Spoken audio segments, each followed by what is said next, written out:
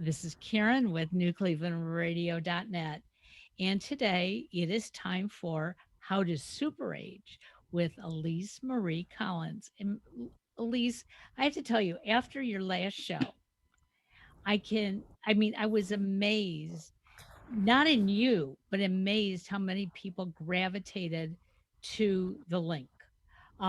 So it means that people are looking for, you know, answers to their challenges, and not that you're giving an exact answer, but you're giving people some hope that, hey, you may want to try this, you may want to try something else. And in between that show and today, um, I was very lucky to meet somebody online, and I call her my little blue girlfriend. So I'm going to let you go ahead and introduce your guest because I think everybody's going to be amazed today. Yeah, well, I want to introduce my guest, Alyssa JC. I may not be pronouncing her last name perfectly, but she is a singer-songwriter, and I'm going to let her tell a little bit about herself. But she's very unique from what I know about her. She's self-taught in many ways, which I find for the aging process is really important because if you can, like, music is so important for aging and the brain, and I'm sure she can tell us more. She's nodding, but I want to hear a little bit about, a little bit from her on her own bio from her own heart. So let us know about you. Sure, Elise. Well, first, thank you, Karen and Elise, for having me on today. This is really cool for so many different reasons, but I think it's important to have women empower each other. And it's an honor to be a part of this trio. So thank you for Thank that. you. I just turned 39 years old, and I didn't know I could sing until I was almost 24. And I love telling this story because I know a lot of people feel like as they age and as they get older, maybe it's quote unquote too late to pursue any avenue, much less a passion or possibly a career that you didn't have any experience in the first place. So we can get into it deeper if you'd like to, but a quick summary is I was singing to myself at work. My coworkers thought I had a good voice. They forced me into karaoke, literally forced me onto a karaoke stage. And that is how I became aware that I could sing. I did have a performance background because I have been dancing since I was 4 years old. So I'm also a dancer and choreographer. And from this music industry, moving from San Diego, my hometown, to Nashville, Tennessee, 9 years ago this month, I became a TV host. I became a director. I became a producer. I became a mentor, and I have my own mentoring career coaching business. And lots of avenues opened up from pursuing this one thing. And it was just such a locked in, lightning bolt striking feeling. And I feel like everyone out there, if you haven't found it yet, it is there waiting for you. And perhaps we can talk about different ways to reach that for you. I would love that. I wonder, it sounds like it was very intuitive process for you, like you weren't resisting. So many of us resist, our true heartfelt calling. Is there any tips, or could you tell us a little bit about your journey, how you tapped into that intuition? It was, yes, and it had never happened to me before.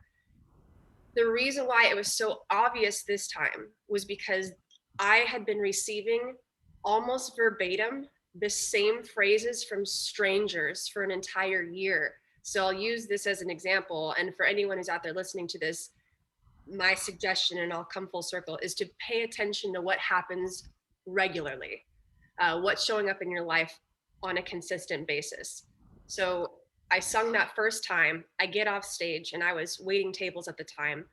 I went to my first table, and that first table, that it was a woman sitting by herself. I'll never forget it. She said, "That was amazing. I love your voice. Where can I see your next show? Where can I buy a CD?"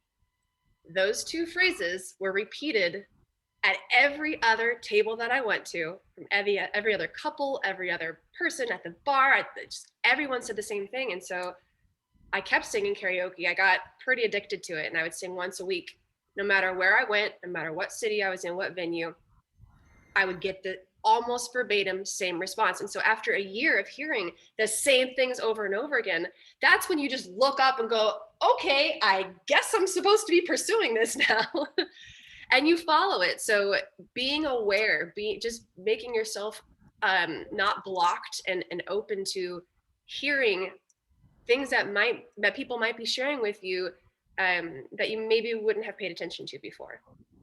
Wow, that's so interesting. And I also wonder, what do you think came before that? Because I feel like you kind of, that was a seed. That first singing was almost like a seed, and suddenly that something else was blossoming. But I get this sense that you had tilled the soil before. Is there anything else that you were doing in your practice besides just, I don't want to say just being a waitress, because I used to waitress. I actually loved that job. I did too. I did too. Yes, performing. I've been on stage since I was 4 years old, dance recitals. I was on traveling teams. I danced in the Super Bowl. So I've been very used to, for many years, being a performer of sorts. Uh, it felt so natural to be on stage, even though I was very uncomfortable singing because I just didn't do it before then, and I had no intention of ever pursuing the music industry. But it was a natural transition from performing as a dancer to performing as a musician. Wow, that's great. Oh, I think this is a kind of funny, interesting coincidence, but my stepdaughter grew up in San Diego, so I'm pretty sure she also danced in the same Super Bowl. It was, um, what year was that? I don't know, maybe, 3. what year? 2003. I think she did. That was probably that. Ah, Yeah, isn't that? Because that was, I remember, yeah, there was a lot of dancers, all right? I don't pro. remember who's, Oh yeah, there was a ton of us, and it was mostly jazz. And yeah, I had I'm I'm very obsessed with the color blue. And for the Super Bowl, they yeah. separated us. And I was told this after we got the auditions. We were told you're going to either be in the blue group or there was like a pinkish purple. And I mean, divine intervention. I got put in my blue. I wonder, I love it. I wonder if it was your niece you said, or who My stepdaughter, my stepdaughter. I wonder Yeah. if it was the pink group or the blue group with me. I feel like she was a blue, but I mean, I can still see the picture of her. I think it was blue, but sometimes your mind plays tricks on you. But yeah, I No, totally no, blue remember. is better than pink anyway, so it's really I think so too. I'm pretty sure she was not in pink. That doesn't sound right. And I can visualize that. I don't know where that photo is, but that's so cool. it's cool. What a coincidence! Wow. Yeah. It's a small, small world. It always Yes, yes. is. Yeah, it always is. So I know that it sounds like from your bio, you taught yourself to play a lot of instruments. Could you talk a little bit about how you went from singing to like a multi-instrumentalist or, The guitar only came from being canceled on by 8 other guitarists in a row. And by the time I got canceled on by the 8th person, I said, that's it. If I want to get something done, I've got to do it myself. And that is why I started playing guitar. I had no intention prior to that. Getting on the drums, I wish everyone who's listening could see my smile right now, because when I talk about the drums or when I sit on the drums, I am like a child in a candy store and all of it's free. I've always had this, after becoming a musician, had this like affinity for the drums. And throughout my entire life, because of hip hop and dance, I have an affinity for beats and movement. And so I sat down on my drummer's drum kit one day, just started messing around, and he goes, you you might be a natural. Can I teach you something? Sure, go ahead. And he taught me Coming Together by the Beatles, which I later heard was a very difficult song to learn as your first song. And it came so naturally. And next thing I know, like the next month or 2 months after that, I'm sitting on the drums with my band, opening for Paula Cole. Um, yeah. And then singing Come Together on the drums. So I've incorporated, I love the drums so much. And to be able to sing on them, it came naturally. Whereas guitar, I had to struggle for a very long time. That did not come naturally to me at all. wow, interesting. And do you play any other instruments? I mess around on harmonica. There's just like a couple different riffs that I do with a couple of my songs, and just again came from what else can I do on stage that's not just guitar. And I also have something called a stomp box. I put that underneath my right foot, and that sounds like the kick drum of a full drum kit. And I wear a foot tambourine on my left foot. So you might catch me one Wow. day with a right foot instrument, left foot instrument, harmonica guitar singing. Interesting. Nice. And you taught yourself all these things, correct? Yes. Wow. Yes. I've had about 15 drum lessons in my life, all happen within the last like few years. But up until, from 2008 to a few years ago, didn't have a lesson. And it's been really sporadic. I really don't practice enough. I have neighbors that don't like music very much. They get very upset when they hear my kick drum. Now, But wait a second. You live in Nashville, right? oh my gosh, ladies, I wish I could get started on this topic. It is insane. I even received a message from this behind me. We hate music. We hate, he said, music. Well, you're living in the wrong city. That's Then. awesome. Yeah. You realize you're in the music capital. Oh my goodness, I know, it's pretty crazy. But yes, so I love exploring different things and I want this for everyone. Explore different ways to make yourself stand out just a little bit more. Especially with some of these careers that you can get overlooked quite easily with the influx of people coming in on a regular basis and how talented they are. The talent is insane, especially in this city. So always be looking for ways to improve yourself and to get yourself out there. One thing I wanted to underline that is very interesting to me that also I've noticed in aging research that people need to do both of these things, which you are already doing at your young age. Because I help people live to be 100. And so, I know you've got a long way to go. Yeah, yeah. But what you did is you did something challenging, which was learn to play the guitar. It sounded like that was not, it didn't come naturally, but you stuck with it and made it, somehow self-taught, but made it fun in some way. Because we're not going to do something we completely, utterly hate.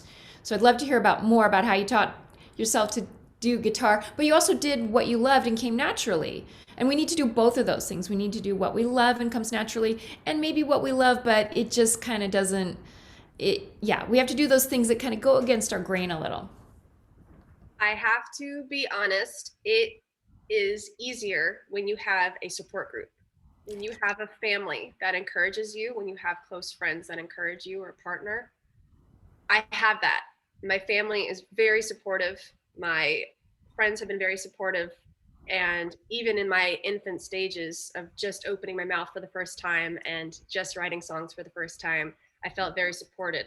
So when I started playing guitar and I would be crying because my fingers were literally bleeding and like callousing, and I was sitting on my floor crying, I had like just so much support. Like, don't give up, Alyssa, from my family, especially my brother who works for Anthony Robbins. He's like, I know that this is hard for you now, but think of where you'll be in a year. Think of where you'll be in 5 years. Think of where you'll be in 10 years. And I have never forgotten that. Wow. And 3 weeks after I started teaching myself, I was playing a live show on guitar.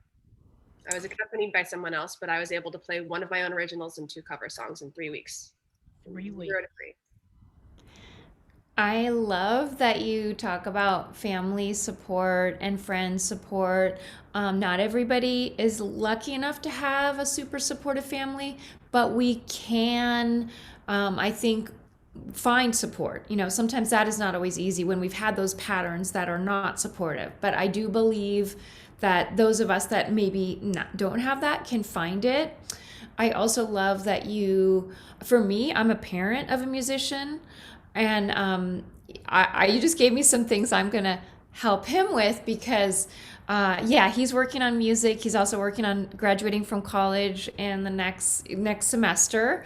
And I literally just took him to the airport yesterday. I love the music he does, and I see the same struggles. So it sounds to me like not advice, but just like, I know you can do it. Look where you'll be. like cheerleader. And so I love that. I love that. I really enjoy that. Is there anything else you could say about learning to play guitar and what it's brought you?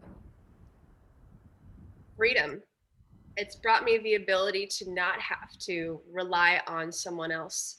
And it is important to have that trust with people in certain situations. However, when it comes down to really getting things done, I mean, truly the only person you're going to be able to rely on is yourself. Would you agree with that? Absolutely. Yeah.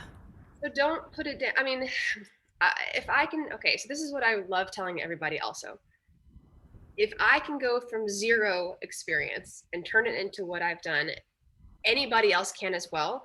It takes determination, it takes lots of self control, time management. I was going to school full time Monday through Thursday. I had a full load of classes and traveling to Los Angeles from San Diego every Thursday night after I get out of class, stay there through Sunday, record, drive back Sunday, do my homework, go through it all again for 3 months until I released my first EP. That was just before I started playing guitar, and towards the end of that is when I started. And if I could, I was able to manage doing about 3 hours a day still practicing guitar. And it's just that determination and that focus, and you can do it. I just want everyone to know, if I can do it, you can certainly do it. Yeah. Well, and Yeah. that drive from San Diego to Los Angeles is not a short drive. And it's not a mileage, it may be, but time-wise, we all know that it's not. So that was real determination on your point too. Anywhere from 2.5 to 4 hours, depending on traffic from Right. where I lived to where I was going. Um, Yeah. but yeah, I just so to share with anyone who's learning a new instrument or trying anything new at first, it's always difficult, but you have to make it a habit. And making something a habit, it becomes natural, and you don't have to fight yourself on it. That's something I also talk about. I think habits are so important for aging and living the life that you really want to live, right? I love that you're nodding. Those of you listening, she's nodding like a bit, and she's got a great blue hat on. It's fabulous. So look on YouTube, y'all. Yeah. I wonder, Alyssa, do you have practices? You sound so connected and so dialed in. I know your healthy, supportive childhood put you off to a great start because that is actually one of the most important things for aging is how we start life. We think about aging as coming like after you're 65, after you start collecting social security or retire or whatever you do. But it really, the best way to influence aging is for those of us who are parents, start when they're young or just give your child or person in your life support. So I wonder if there's any practices that as an adult that you do now that keep you on track and keep you connected to your true core, which is something we all could use and helps us to age well. Being honest with myself, I would say, is a major factor. I was quite disconnected for the majority of my life, and I have no problem sharing this with the public because it is my purpose on this earth to motivate and inspire and to heal and to guide. So I'm sharing that throughout I mean, every year until I turned 30, probably until moving to Nashville, I was disconnected. I didn't believe in myself. And there's some times where you go through those ups and downs and you question yourself, but it took moving out of my bubble of San Diego and moving to Nashville where I didn't know anyone. I knew two people. I didn't have a job here yet. And uh, just meeting the different people that you're not used to surrounding yourself with in your hometown and pursuing this different avenue of music versus what I was doing, which was going to school. And what do I want to do? Communications major, English major, Spanish minor. Do I want to work in a news station? Do I want to be a court translator? Do I want to, I mean, you're going to go through all these questions, but the connection starts when you're honest with yourself and you learn from your mistakes. It's too easy to repeat mistakes, and don't be hard on yourself if you do, but um, just being is acknowledging where you're at and being verbal about where you want to be. And I also suggest writing things down. I think that's pretty powerful when you are trying to become more connected with yourself and with, source energy or God or the universe or whatever it is that you believe in, making it so, write it down, say it out loud. I do affirmations every evening before I go to bed and every morning first thing when I wake up. Wow. Did you do that as a young child? No, I did not. I was I would say, outside of being really, very happy and like high energy, I was pretty different. And a lot of that difference is the closed offness and the unaware, and everything's happening to me and I'm the victim and I was defensive, uh, and all of that. I mean, not all of that. I'm still working on myself, but that has shifted a lot. Absolutely. Very interesting. Now, I have a kind of a weird question, Bring it but up. okay. This is a meditation. So you're obviously not going to do a meditation on the podcast, but I'm just going to ask you to imagine that you were 100 years old. And you don't have to imagine your life after today, but what would you look back on your life? What was a turning point, and what was something you really see yourself doing if you could imagine, looking back and just being so glad you did X? What would that be? I feel like I didn't truly start living until just a few months ago. So I would look back and I would tell myself, what you're going through, this shift in your life, I would have taught myself that so much earlier on. I'm trying not to come down on myself for this. I don't want to say, "Oh my gosh, you don't have a lot of time left," or I know 39 is young, but when you think about all the years that I've wasted, and I can say I've wasted a lot of time and energy being defensive and negative and the victim, um, I would I would teach my young self at a very young age that life, whether it is the massive cliche, but it is short, and you want to live every moment to the fullest. And again, I still need to work on practicing what I preach. I'm not perfect at it yet, and perhaps I'll never be, but I am truly only starting to live, and I plan on really living for the rest of my God-given life. And so I would tell anyone as they're growing up, just that awareness and that the self affirmations and knowing that you have value and worth. That's what I would do. You mentioned perfection, okay? And we all strive for perfection, but I think it would be boring if we actually hit that perfection, because then what do we have to strive for?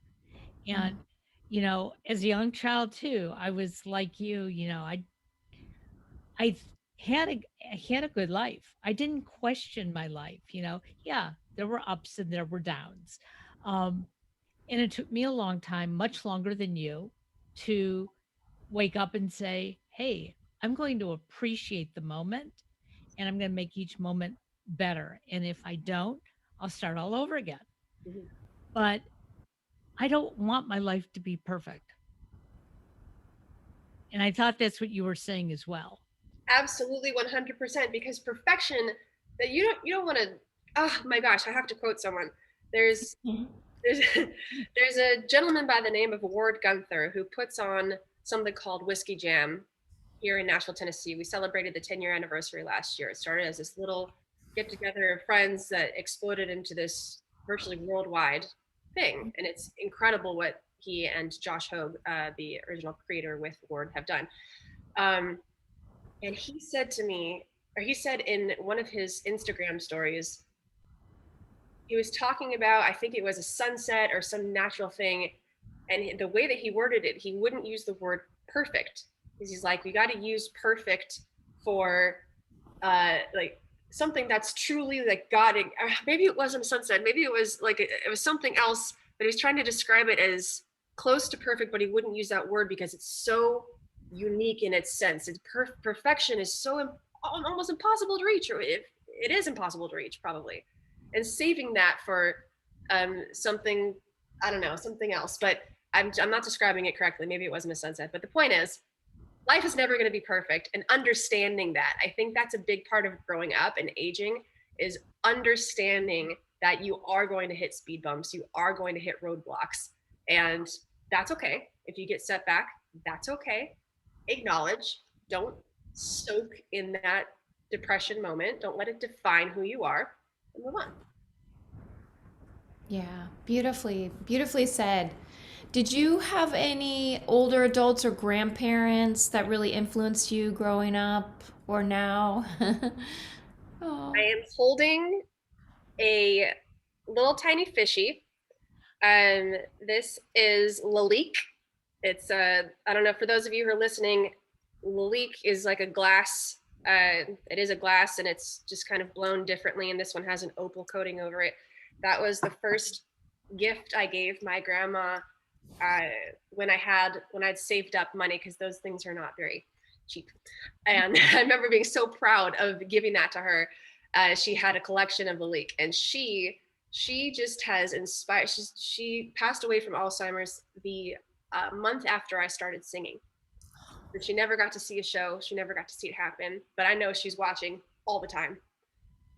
And she is and was the definition of class.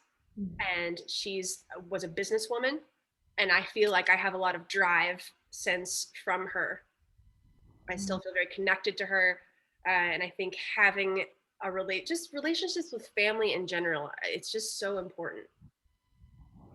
Yeah, Isn't that that was beautiful, and the little, it was like a iridescent goldfish, so beautiful. Look at that. I know you can't see, but I'm describing this beautiful goldfish, kind of magical looking and shiny, and I'm just imagining you as a little girl giving that to her, and that just touches my heart, and it gave me chills. Never I think you're gonna get a gift back. That was the strangest feeling in the world, was when she passed and my dad asked me if I wanted that. Oh my gosh, I never would have thought I would have been getting that back. That's just a weird feeling. Yeah, wow. Wow. That that's a beautiful story, and yeah, so touching, and it really, to me, just brings everything to the heart. Like older adults give us so much, and family gives us so much, and there's just, to me, a special relationship I like to highlight between generations. So thank you for that story. Sure. Yeah, I can talk about my grandma all day. I so much. I miss well, her so much. Yeah, I you think she mentioned is watching you. I think I get a strong sense that she's right there with you. She's you somewhere. mentioned you mentioned that your grandmother was a businesswoman. Yes. So, you know, I'm trying to do my math here a little bit. Uh, but if you just turned 39, I'm assuming that grandma was probably in her 80s or 90s when she passed.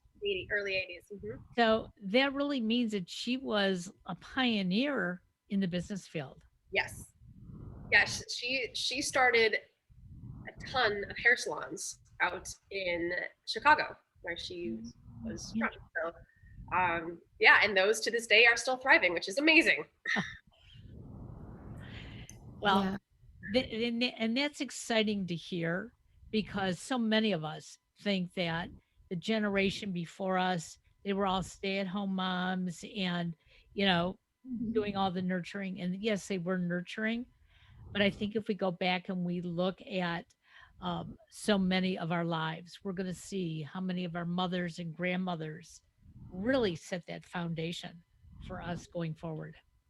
100%. And my dad informed me that when he was younger with his brother and sister, my grandma wasn't as affectionate and he said not even nearly with them as she was with my brother and I. And I'm like, man, I'm so lucky then. I am so lucky that she was like that, because we just had the best relationship and I couldn't wait to see her. And yes, in that way of, oh, grandma and grandchild, it's a unique relationship, but we had something so special. And that's, I can, that's why I want to give back so much to the Alzheimer's Association. And I have been now for 9 years, donating portions of my ticket sales and merchandise sales for those who wear blue coming to my shows.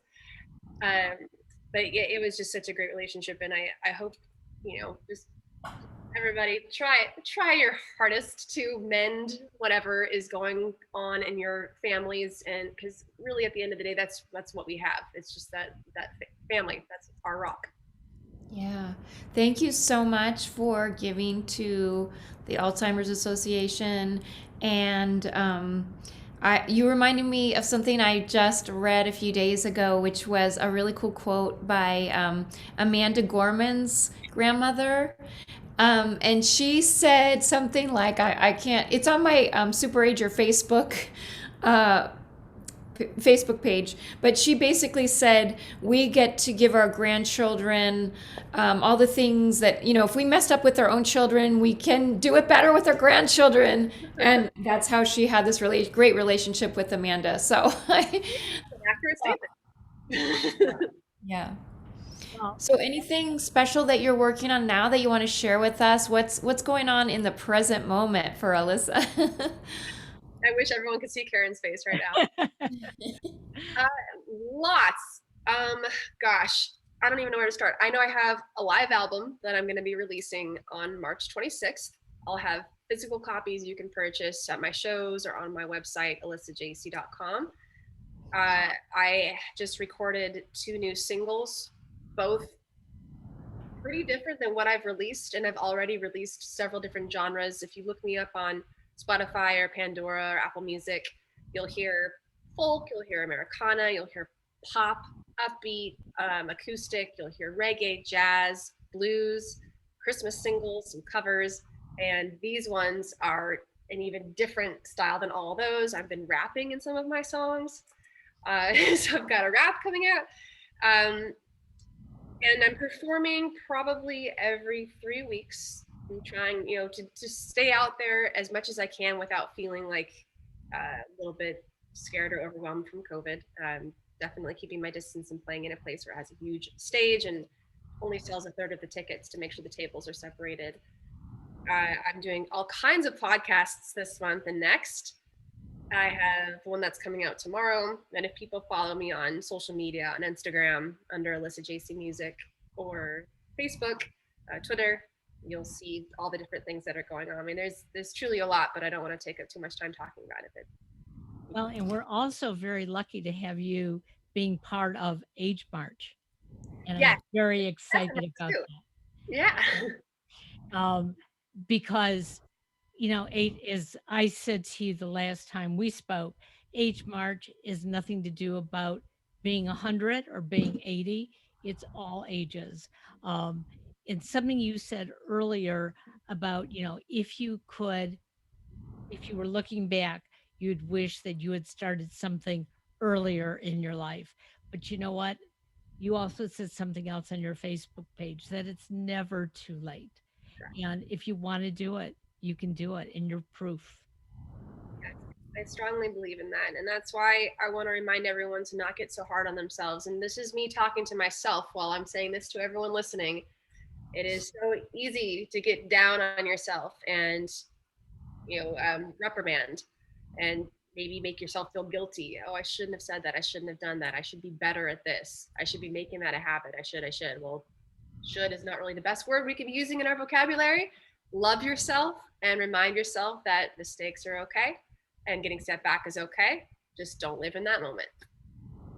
Absolutely. Thank you. Thank you. So, And I think that's it. That was awesome. And What a everybody super come to the Ager Age moment. March. Um, and I have a book, Super Ager. Yeah. It has little tips and tricks, yoga, and other ways to super age. So that's all I got. Any last words from Karen or Alyssa? I'm so glad that we had Alyssa on again. And we will be back again in 2 weeks. For those of you who are watching this, you probably might see the face of Alyssa on a number of other podcasts because she has so much to offer. And I've said it to her personally. I'm going to say it out loud. She looks and mimics my niece 100%. They don't even know each other. Uh, but, I've adopted her. And we're going to keep your message loud and clear because it is so important. please, I, thank you. I want Please and thank you. Elise, I'll see you in 2 weeks. Bye. Everybody Thank you, stay Alyssa. safe. Thank you, Karen. Elise, Bye thank now. you so much. Karen, thank you both. Love you Have guys. a good Bye bye one. now. Bye.